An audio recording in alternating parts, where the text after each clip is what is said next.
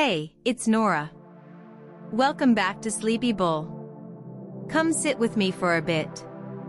The streetlights just flicked on outside my window, and the city is finally quieting down. I've been looking at something today, and, well, I think you'll find it as fascinating, and maybe as quietly terrifying, as I do.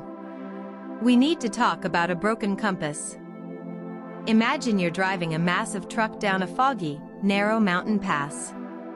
On one side is a sheer cliff, and on the other is a solid rock wall. Suddenly, you realize there's a problem. Your accelerator is stuck. That's bad. But you press the brakes, and they're barely working. Now, imagine you're not in a truck. Imagine you're the Federal Reserve, the most powerful financial institution on Earth, and the vehicle you're driving is the global economy. For the last few years, we've been told the drivers are in total control. But what if they aren't? What if they're completely trapped, forced to keep their foot on the gas while desperately pulling the emergency brake? To understand why this matters to you, why it matters to your grocery bill, your rent, and your savings, we first have to look at the illusion of control. You see, when I was working as an analyst, we all treated the Federal Reserve like they were omnipotent. They turn a dial, interest rates go up, and inflation goes down. Simple, right? But the economy isn't a machine. It's a massive, sprawling, highly emotional ecosystem. Over the past couple of years, central banks everywhere jacked up interest rates to historically painful levels. They did this to kill inflation. And for a brief moment, it looked like they had won. People started cheering. Markets started hitting all-time highs. They were already celebrating the mythical soft landing. But there's a catch. A massive, unavoidable catch that nobody on Wall Street wants to whisper out loud. The catch is that some things are entirely outside the control of moving a little dial in a boardroom in Washington, D.C. Actually, let me put it this way, you can't print oil. As of April 2026, we are watching an unprecedented disruption in energy markets unfolding in the Middle East. The Strait of Hormuz, the narrowest, most critical choke point for global energy, has become a geopolitical powder keg. And when oil stops moving, or when it looks like it might stop moving, the price of literally everything you buy begins to shift. Why? Because every tomato at the grocery store, every package that arrives at your porch, every piece of sterile equipment at the hospital requires diesel, oil, and energy to get there. It's the invisible engine of human civilization. So, here lies the problem. The Fed raised rates to curb your demand. They wanted to make mortgages expensive and loans painful so you would stop spending, which theoretically stops businesses from raising prices. But higher interest rates do absolutely nothing to make ships sail safely through a conflict zone. I'll say that again, because it's the most important thing to grasp tonight. You can raise interest rates to 10%, 20%, whatever, it will not produce a single drop of extra oil, nor will it clear a blocked shipping lane. When the price of oil skyrockets because of supply shocks, the cost of goods goes up purely because it costs more to transport them. It's imported inflation.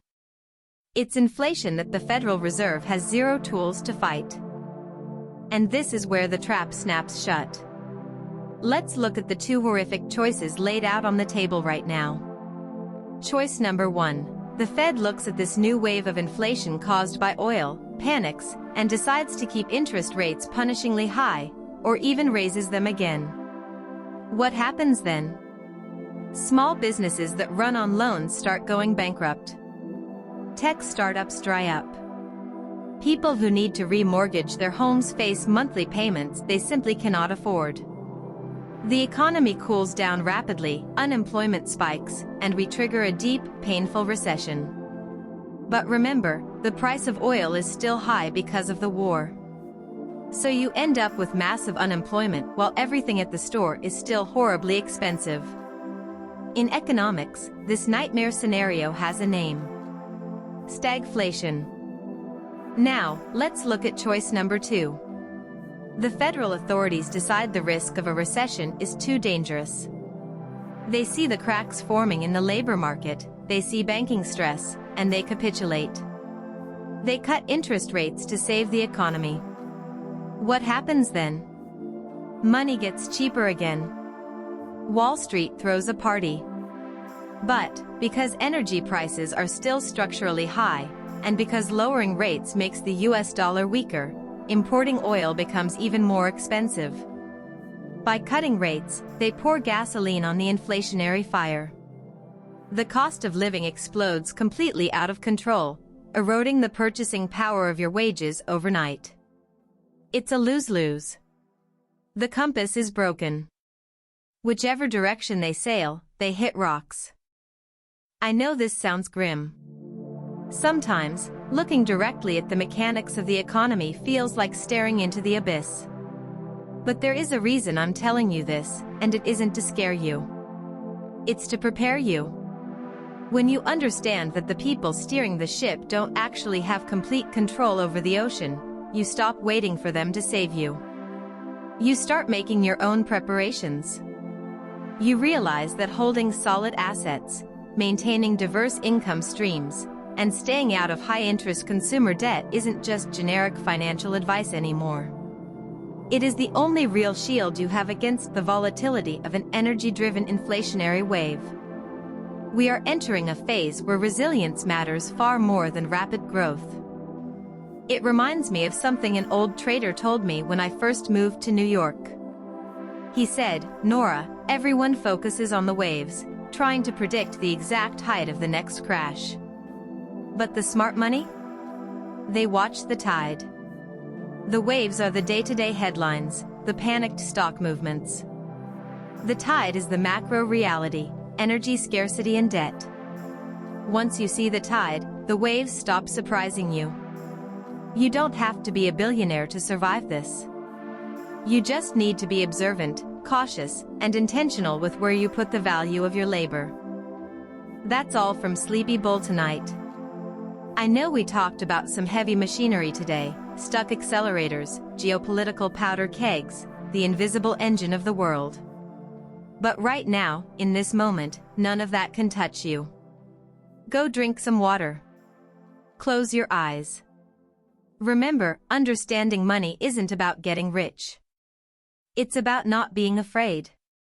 Good night, I'll see you next time.